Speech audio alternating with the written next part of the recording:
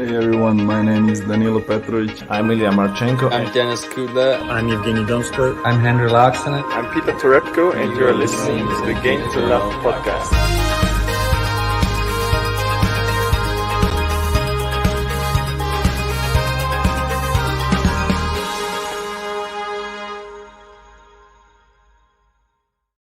Hey, welcome back, tennis fans. And we're here for a very interesting draw preview. Not like one we've ever done before. It is UTS, and it is number 4. And there's some hot players in this competition. Excited for this one. Something a bit fresh for GTL to get their teeth into, mate.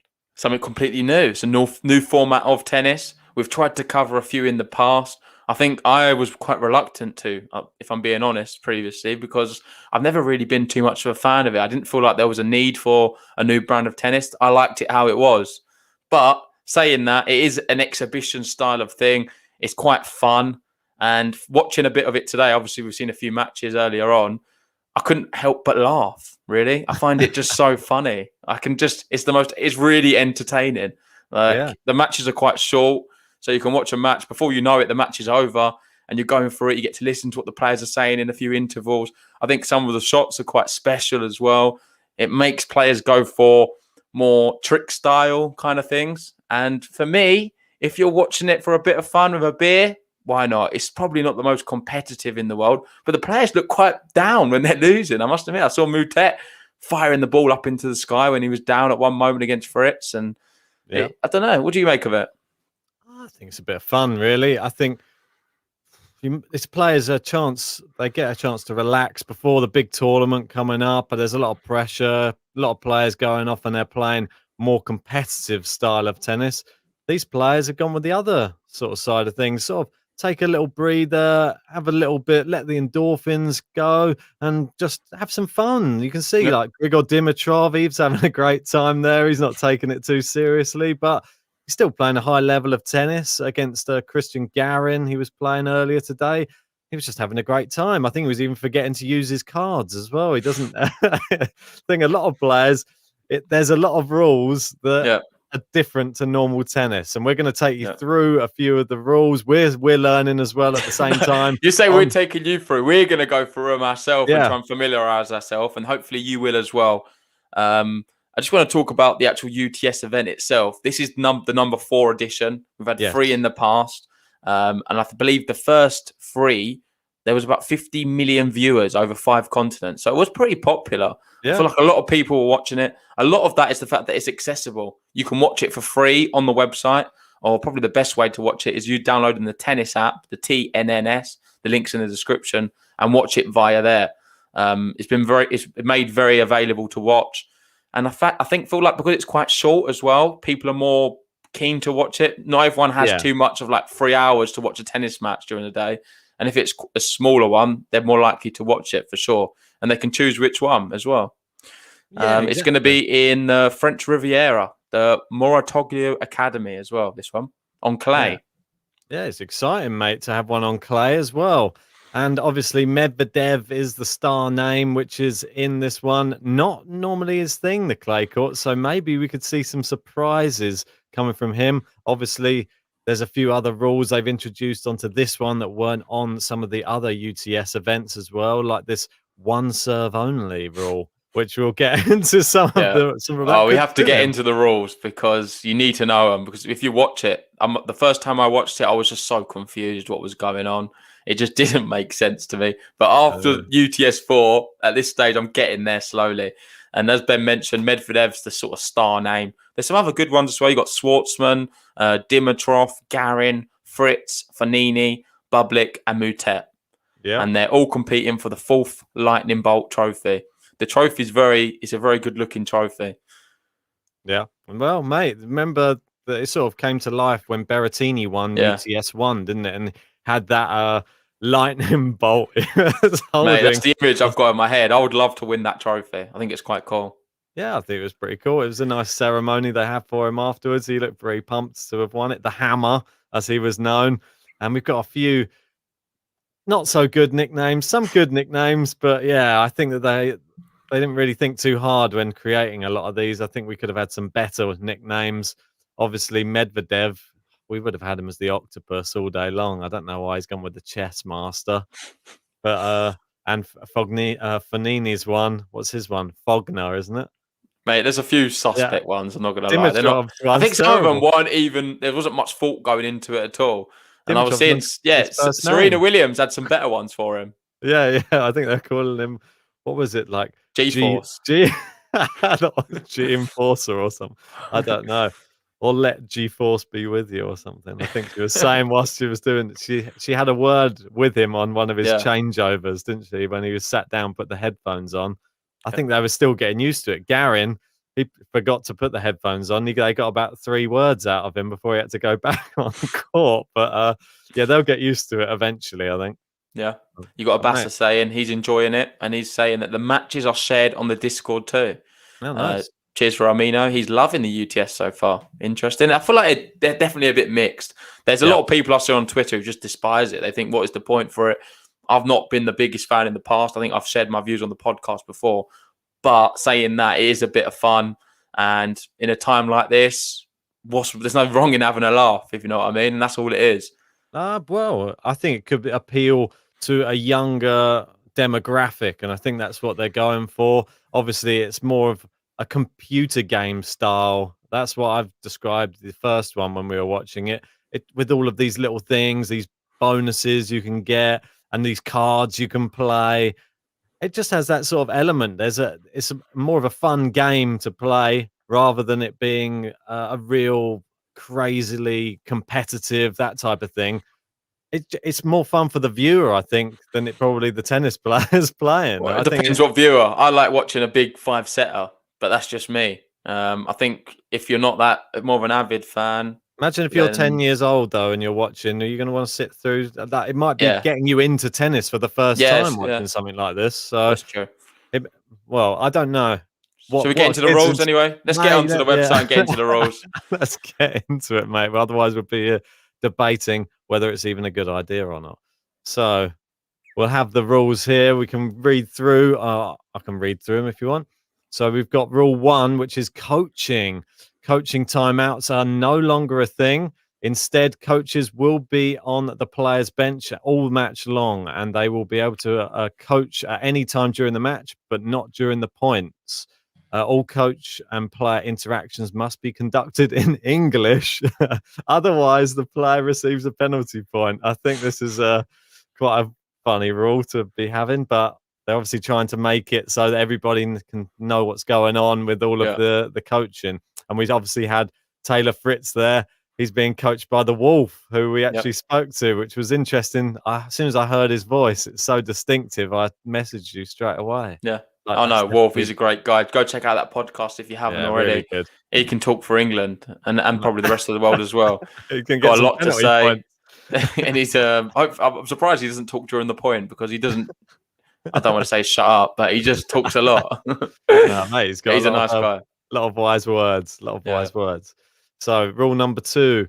The competition format, it consists of 2 round robins of 4 players. There's 8 players in the whole tournament, where everyone plays everyone else in the group. At the end of the round robin stage, 2 players, both of the top players from each group, they will go through and they'll play in the final 4, and there's semi-finals and a final eventually. Next rule is the scoring. The first player to win 3 QTS matches. Quarters. Is that what it is? To win. Oh yeah. So their matches, they're played in quarters as well. So that's one thing we failed to say at the start. So that if you win 3 quarters, you win the match. Yeah, they're no longer sets. It's just like split into quarters, and it's first to win 3 of them, and it's like whenever NBA. the score. Basically, when it's pretty much a bit like NBA, and you've got the shot clock. What's it? 8 minutes, I believe. I'll let you read on. I believe so. Yeah. If the 2 players are tied at the end of a quarter, they will play a decisive point. If the player leads at a quarter by 10 points, there's a new thing that they've brought in for this one, which is there's a automatic knockout mode, which happened earlier on today. The first one, Garin got that against Dimitrov. And it just means at the end of the quarter, you get that one. So if you got lead by 10, you win the quarter. Yeah, you win it straight Okay. away. Oh, So you cool. get that one, can reduce the length of this match to even shorter.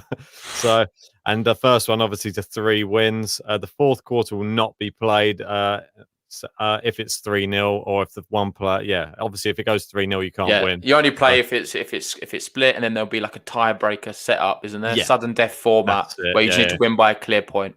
Which is On to what the next happened, one. wasn't it? In the UTS1, we actually Yeah. had that sudden death in the final, which was very exciting.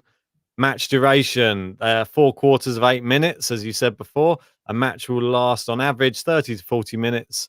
And yeah, obviously, unless you have this sudden death that comes in the final quarter. So the timer stops during the 2-minute changeover at the end of each quarter. Next rule, we've got a 15-second rule. There is a 15-second shot clock between points and will be used. The 15 seconds starts when the umpire announces the score. If a player takes more than 15 seconds, he will receive a warning, warning the first time, and then a penalty point for each subsequent violation. And Do you think this is the rule what Rafa got to and thought I'm not entering? He got to the 5 and 15 thought, seconds. I love the whole plan of this. The purist which he is. I'm going to do it this year. Oh no, I'm not doing the 15 seconons. It's I'm pretty signed sure half. there's a few more though which he didn't fancy. He signed half his name, and then he was just like, "Oh No. put the pen down." And then the last one's not really a rule. It's just COVID measures are going to be there. So that is the rules. Let's go on to the cards as well. Indeed, mate. Let's have a quick look at some of the cards that the players can play during the whole thing. So just see if I can find it. 1 second. Here we go. So some interesting ones here, mate. I don't know if you want to take us through these. Yeah, so there's different ones. So there's cards you can give to your opponent, and there's cards you can play yourself. I'm not entirely sure how it works, which cards you can pick. I spoke to you before, and you was like, you can pick any card at any moment. So I'm going on that unless anyone on the chat knows otherwise. Yeah. I will work it out as we go along. Hopefully we do a live watch along for one of the matches tonight because it's a bit of fun and I fancy a beer. Yeah. You got steal serve. Well, I'll do the one you're on. You got win free shots. Max. Win within. Oh, winning 3 shots, Matt. So that's one what you can give to your opponent, I believe. And if they don't win within the 3 shots, then you win the point. Yeah. So then you've got winner counts times 3 on the points, which is a good one to have for yourself, obviously. I think I saw one earlier that Dimitrov used one like that and then just hit a serve into the net. And I was like, oh, what's that? Terrible waste of that. At least get the serve in. The serve volley one, you can force your opponent to serve volley, which if Cressy was in this, you wouldn't be giving that to him. Well, who did we see do it earlier? Was it Moutet? Moutet did it earlier and he just about missed. He almost won the point after playing the card. A bit unlucky, really. Yeah. And then you've got one where you can take 2 serves. Yeah. Just get through his next points. Double, is it? Yeah, exactly right. And then you can steal a serve. So you can do, instead of, another thing. With the serving, you take 2 serves each. So you take 2 serves each. But if you do the steal serve, it means you'd be serving 4 times in a row. Yes, exactly right. Yeah. So you're only allowed to serve 1 serve. There's no second serves, but it is 2 serves and then back. Sort of like a little bit like, is it like table tennis? Yeah, like table tennis. Yeah. So they've taken that from there, and I think we're back around to the beginning again. Yeah. So there's the cards you can play if you fancy it. It's a bit like Ben said, it's like a video game, just throwing down your cards and be like, oh, I'm doing this now. I'm not sure if the cards are needed personally. I think it just makes it too much of a mockery, but it is fun. And I think if the whole package is supposed to just be a bit silly, then just go for it. I physically can't watch matches and take any of it seriously. The courts for me look so small. I don't think they are small. I think it's just the camera. There's no tram lines on the court. They just look super small. I'm not sure what it is. The players seem to be like covering the whole court. It's ridiculous, really. And the net is just very bizarre. It's just like this white net. I don't like the net at all. I think they should just change that altogether. They just want their logo on there. That's the main thing, isn't it? Yeah. Well, so anyway, I'll come off of that. So, and then we can have a look quickly at some of the results that were on earlier today, I believe. So I just think calendar view. If you can't see it, tell me, and I'll zoom. There you go. So Taylor Fritz, he lost to Moutet there. We had Dimitrov, or they haven't put their nicknames up here for some reason. So Mutet's the Tornado, and Taylor Fritz's Hot Shot.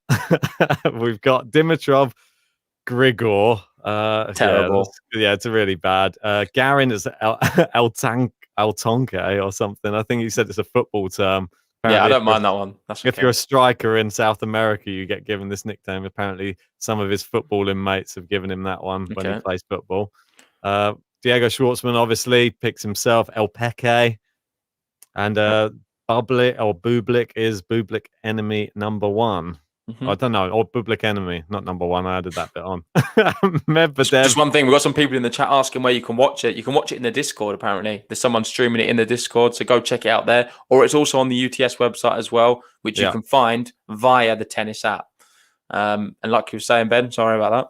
That's all right, mate. And just the last two. Medvedev, the chess master, and Fognini is Fogner.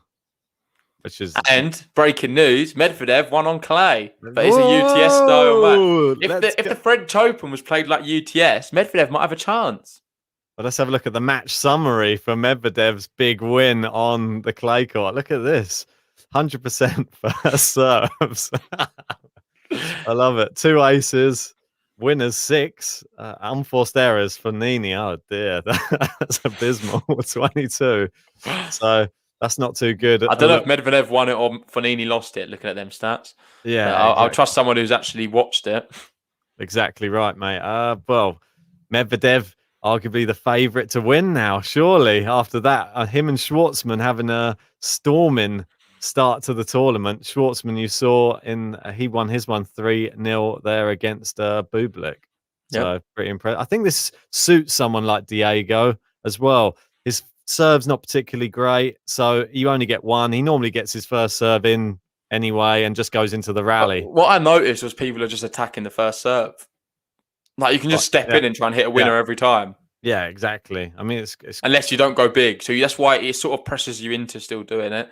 And it's fascinating the tactics players approach it with. I think, like you said, though, Diego Schwartzman, he could do really well in an event like this, and it's proved today. Beat Bublik, is a good player in straight sets. Maybe or quarters. Is it sets? Straight quarters? I don't know.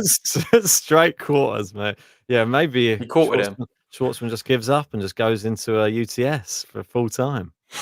What is it? A bagel? It's half a bagel. He half bageled him. Half bagel. I like it.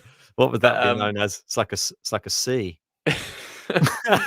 yeah. And let's have a little look at the groups, because obviously there's 2 different groups. Yeah. And what me and Ben are going to do is we've seen some matches, we've had a little idea of the rules, we've had a little idea about the players and how they're performing in these circumstances. It's our time now to give our predictions for UTS4. As Ben mentioned, you can see the other results there at the top. I think it was Berrettini won the first one. Yes. And then the second one was... finale. That was Zverev. Was it Zverev? I don't remember that. No, I don't even remember this one, to be honest. I'm not going to lie. I don't. Yeah, I don't think we didn't cover too much of that one. The number 3 was Alex de Minaur. Yep, Alex de Minaur. And then 4, that's where we're at right now. And these are the 2 groups. So Group A, we've got Schwartzman, Garin, Dimitrov, Bublik. And you've got Schwartzman and Garin at the top of the group right now, both with a win each. And it also takes into consideration your quarters win to loss record. So you've got like a points differential, and nice. It gets a bit complicated. Ultimately, just try and win your match and then go from there, I think. Yeah. Group B. It's a bit, it's 2 clay quarters are just at the top there. There's no surprise. Yeah. And this one, slightly different. We got Mutet and Medvedev. So Fognini at the bottom with Fritz. So Fognini have a terrible point differential there, though. I think Fognini's done out. In fact, I would like to watch a Fognini match if we can, because I feel like I don't think this is really the thing for him. No. For an experienced player on tour who's got a tendency to lose his head, I just don't feel like UTS is the right place for him to be. I would love to see when they call him up after the thing, what he says to them. I'll have to have a watch, because I think it will be some popcorn time there, watching Fognini with the UTS team talking to him. Well, what was it? I think there was Fritz and Mutet earlier when that he'd done something, Fritz, which was some good shot, and then they have to pass each other to go and sit down. And he said something to him, and then Yeah, he swore at him. they're trying to find out, and he said, "I can't, I can't tell you what he's just said to me.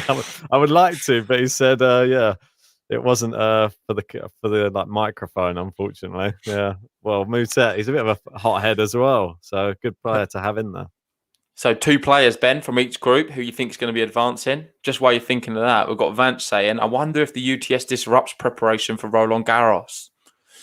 Players have to mentally adjust to different scoring systems. I don't think the scoring system is going to affect them, but maybe it could be a bit disruptive in terms of they're playing recreational tennis, and then the week later or a few days later, they're going to be going into a Grand Slam, which is an endurance test. It is very mixed feelings. I'm not sure if it's probably the best preparation before. Well, they're mentally French rested. Open. They're not been ground down by a hard tournament. They're going to be fresh. But maybe not. You could look at it in both ways. Like you said, they're fresh, and if you're having fun and laughing and stuff, surely that's going to prepare you well for the next tournament. You're going to be fresh and ready to go and full of enthusiasm to actually play a different brand of tennis. They might even be practicing their underarm serves. Might see a few underarm serves in Roland Garros. Who knows, mate? Well, Bublik for sure. He relishes opportunities. He's not done too well so far on this one, but hopefully we get to see some underarm serves from him in Roland Garros. You never know. We saw Moutet do one earlier. Yep, we did indeed. So in this group, I think this one sort of, for me, picks itself. I'm going to stick with the ones who've already won. Going through in this group, I think the 2 clay court masters there at the top, and Schwartzman. I hate to be boring, and I feel like it does pick itself. I think top, though. I'm going to go Garin top, Schwartzman second. No, I'm going Schwartzman top. I think the way it is right now, Schwartzman top, Garin second, Bublik third, Dimitrov's going to come last, in my opinion. Could well happen. Okay, so we've got a slightly different, but the same 2 going through. And then in this one, I'm going to go with Medvedev winning the group. How about that? And then second place, I reckon Taylor Fritz could do a comeback and take it off Moutet. Well, this is getting boring because that's exactly the same as me, mate. I've got Daniel Medvedev, who's going to. I think he's going to top the group, and it's just. This is just like he's a bit of a funny guy, and I feel like he's just going to end up winning this whole thing. You never know. So I'll have him leading the group, and then Fritz as well advancing. I think Moutet's going to just narrowly miss out. So so let's just say, who do you think is going to be in the final then? What's going to be the final matchup?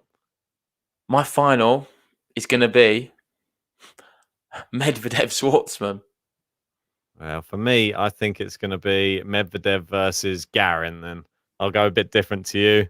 Yeah, I'm going Medvedev-Schwartzman as my final. A reason being, I think it's just going to be pure entertainment. You got little and large. You got 2 players who have visibly argued on the court. I'm not sure if they like each other, and it's going to add that extra element of competitive spirit between the 2 because both are going to want to win. Schwartzman's the clay quarter. Medvedev's the guy who hates the clay, and I feel like Medvedev's beaten Schwartzman heavily recently. And Schwartzman could have a chance for a comeback, which I think he's going to do because he's going to beat Medvedev in the final. And then he's going to celebrate in front of his face, and just Medvedev's going to probably throw his racket into the crowd. If that happens, that would be bad. I think it's a penalty point. We got Piolino and Ratchet saying Grigor's won the first quarter against Diego. God, can this throw all of the predictions out the window, mate? But everyone's saying it now. A bit late. I'm sticking with what I've said, though. Yeah. Diego's going to win the whole thing. Watch out for Diego Schwartzman. For me, Medvedev, I think he's going to prove everyone wrong and show now he's turning up on the clay courts, and then this is going to put him in good stead for the French Open. That's why he picked this tournament. He didn't want one of the other tournaments. So who's your winner? Medvedev. He's going to prove everyone wrong, and this is the reason he picked this tournament. It's so that he can get a win on clay before the French Open. He'll get it, and then he'll do the unthinkable and win a match at Roland Garros. I thought you was going to say he's going to get to the first round of Roland Garros and start playing a card and get a bit mixed up. He'll be trying to serve aces on the first serve. That's it, and second serve maybe. Maybe this is his tournament, mate. I wonder if you get people who approach UTS and think, I know we've only got one serve, but what I'm going to do is hit every single serve as a first serve. Yeah, it's dangerous, that game. You find yourself on the wrong side of a KO then, mate. Yeah, but if you've got a good first serve, so all of the ones what pop in, then there's not really Kyrgios would much be you quite can good. do. Wow, Opelka, is he going to enter I'm surprised this? Kyrgios isn't here. I think he could just bring this to the next level, this Yeah. event. What about Opelka? No. I don't know what he would do, personally. Which one saves? Fritz is already there. He's his buddy. Could get him there. The Wolf, he could convince him. Well, let's see. I'm sure there'll be a UTS5 anyway. So Yeah. this is just our little preview show for UTS4. Let us know in the chat, guys. Who do you think's going to win, or in the comments if this stream's ended? I've gone for Diego. Ben's gone for Medvedev. That's actually my final as well. Nice. So let us know who you think's going to win. We've got Vance saying, I agree. Kyrgios would make it more popular. Yeah, I think Yeah. so. Need more people like that. Maybe throw Tomic in there as well. Anyway, anything left to say, or should we wrap it up? No, I think we're done on that. Make sure, have a watch of it if you haven't watched it before, and join us later. We will do a little watch along for, I think it is Garin versus Bublik, which is the final. I think it's the final one of today we're going to make. So make sure you're there for it. It's going to be a bit of fun. I'm going to grab a beer for it and just try and play along and just get involved with it. The one thing I will need is the volume up, because you need to hear what's going on. It's an event where you require volume just to know when they're playing cards and what's going on. So hopefully that's not too annoying. But I'll try and make sure that it's just not coming through the stream. Yeah, indeed. And obviously, we've been working closely with the tennis app, and the tennis app is working very closely with this tournament. Obviously, dealing with the scoring, stuff like that. So really, really exciting stuff for the tennis app. Very, very well done to everyone involved in that. So, yeah, mate, well, I think wrap it up, and then we'll see everyone later. Yeah, thanks for watching, guys. If you haven't already, like the video, subscribe to the channel, and we'll see you later tonight. Bye, guys.